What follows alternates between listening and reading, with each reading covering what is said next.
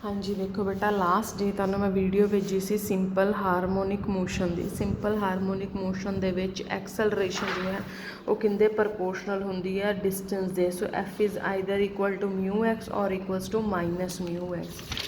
उस तो बाद नैक्सट अपने को वी की वैल्यू है plus minus under root mu into a square minus x square. उस तो बाद दो केसिस अगर मैं पार्टिकल नूं सेंटर तो मैयर करदी हाँ तो x is equal distance a into sine under root mu two होएगा। अगर एक्सट्रीम पोजीशन तो कैलकुलेट किया जाता तो x is equal to a cos under root mu t होएगा। उस तो बाद मैक्सीमम डिसप्लेसमेंट की गल हुई सी। मैक्सीमम डिसप्लेसमेंट देखो कदों होएगी, उनके लिए असी मैक्सीमम डिसप्लेसमेंट नूं नाम दिता जाता है कि जदों भी कदी तुहाडे कोल एंपलीट्यूड जिहड़ा वो मैक्सीमल डिसप्लेसमेंट है और मैक्सीमम डिसप्लेसमेंट कितनी है when x is equal to a. Maximum एक्सलरे विलोसिटी सच्ची पहला विलोसिटी की गल करते हुण देखो इहदी मैक्सीमम वैल्यू कदों आएगी जदों एक्स की मिनीमम वैल्यू होएगी और डिस्टेंस मिनीमम कितना हुंदा जीरो। देयरफॉर मैक्सीमम विलोसिटी की होएगी अंडर रूट म्यू इंटू ए इन मैगनीट्यूड। इन मैगनीट्यूड तां कहा जाता है कि कई बार नैगेटिव साइन भी आ जाता बट तुसीं पॉजिटिव ही लेके चलना। मिनीमम कदों होएगी when x is maximum when x is a so minimum velocity zero होएगी। इस तरह मैक्सीमम एक्सलरेशन की होएगी F is equal to mu a. ठीक है, मिनीमम एक्सलरेशन की होएगी जीरो।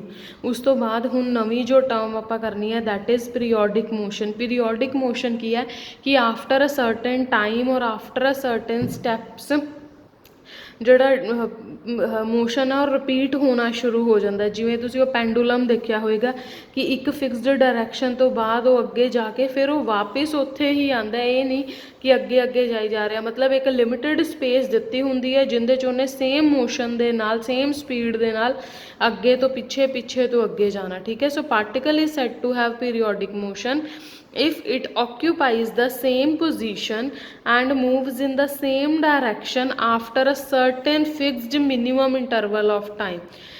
ਤੁਸੀਂ ਮੋਸਟਲੀ ਉਹ ਕਲੋਕ ਵਗੈਰਾ ਦੇਖੀ ਹੋਏਗੀ ਪੁਰਾਣੇ ਟਾਈਮ ਦੇ ਵਿੱਚ ਹੁੰਦੀ ਸੀ ਜਿੰਦੇ ਵਿੱਚੋਂ ਨੀਚੇ ਪੈਂਡੂਲਮ ਜਿਹਾ ਲੱਗਿਆ ਹੁੰਦਾ ਸੀ ਜੋ ਕਿ जिमें ही 1 घंटा कंप्लीट हुंदा सी ते उहदे चो थोड़ा जिहा मूव करता सी और उहदे चो एक अलग दे तरह की साउंड आती सी।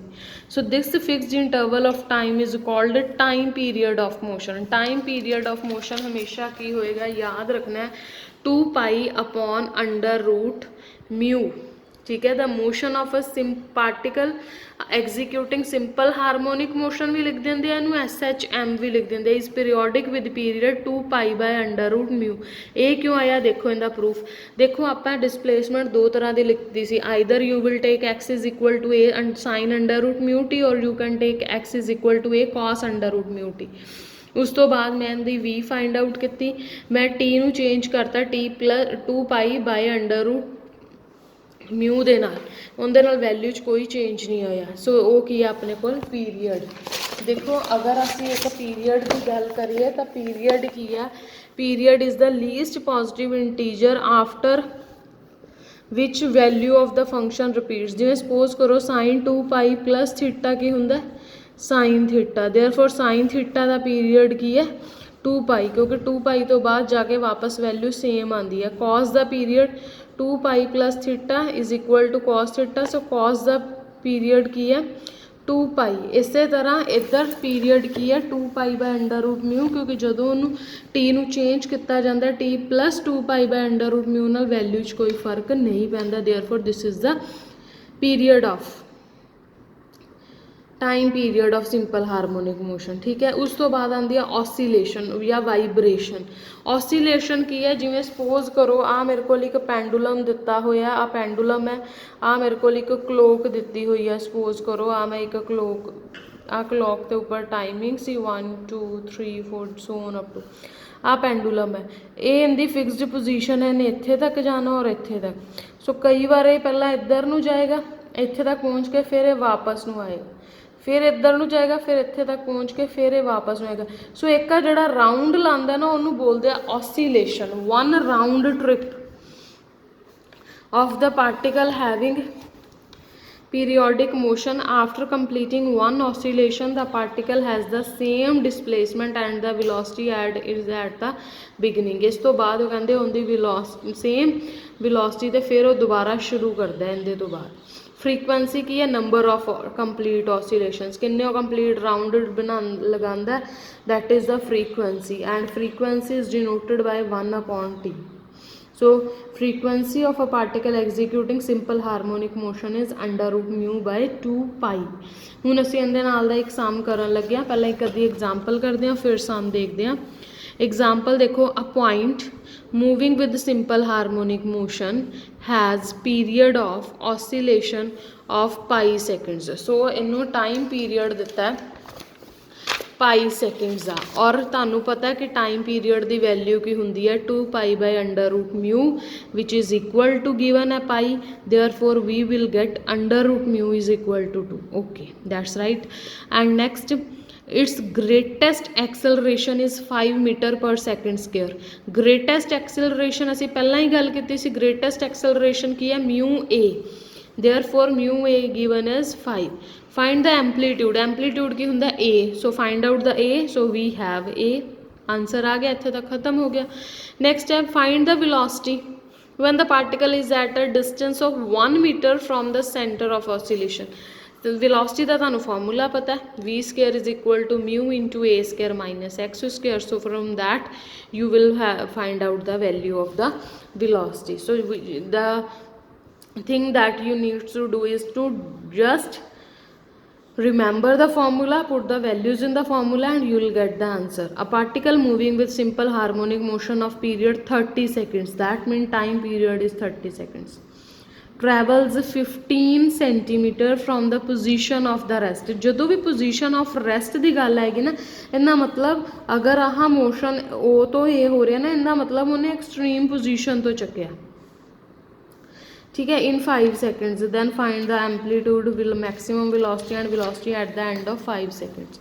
उस केस दे विच जदों भी कभी पोजीशन ऑफ रेस्ट की गल होएगी, उस केस दे विच मतलब उन्हें इत्थों 15 सेंटीमीटर कवर किए है, इधरों की साइड इत्थों 15 सेंटीमीटर कवर किए। इन्ना मतलब अगर ये टोटल ए दिता होया तो फिर आ वाला पोर्शन कितना होगा, a-15।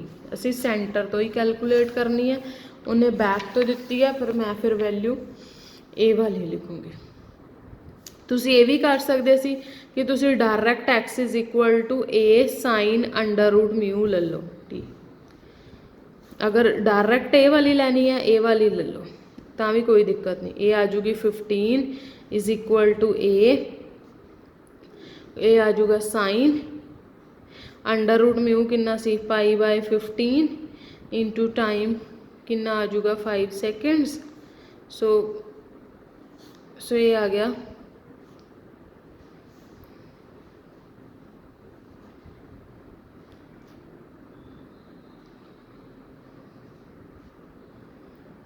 बट इनके नाल आंसर नहीं आएगा, नहीं वही करना पैना,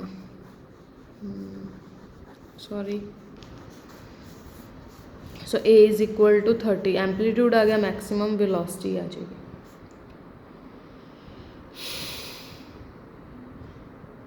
ठीक है, हुण असीं इहदे नाल दा एक्सरसाइज का कोई सम देखते हैं।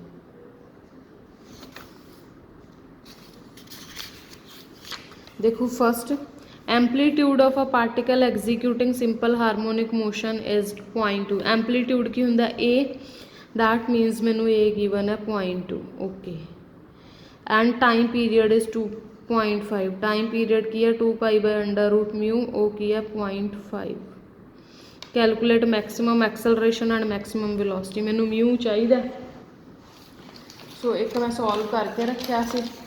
सो देखो अपने कोल ए गिवन है, टी गिवन है, फॉर्मूला पता है, वैल्यू निकाल ली म्यू दी, मैक्सिमम एक्सेलरेशन निकाल ली, मैक्सिमम वेलोसिटी निकाल ली। सो इस तरीके नाल जिन्ने भी सिंपल समझ है होने वाले वो तुसी ट्राई करने।